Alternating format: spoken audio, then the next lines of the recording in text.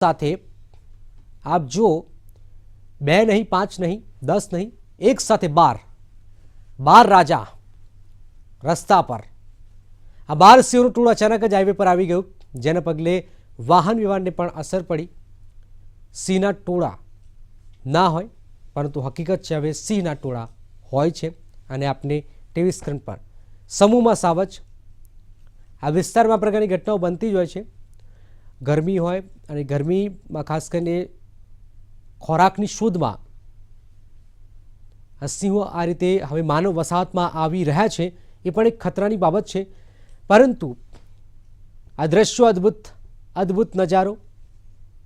એક સાથે આપણે 6-7 સિંહ જોયા છે, પરંતુ એક સાથે 12 સિંહના ટોળા ના હોય, પરંતુ હવે સિંહના ટોળા હોય છે.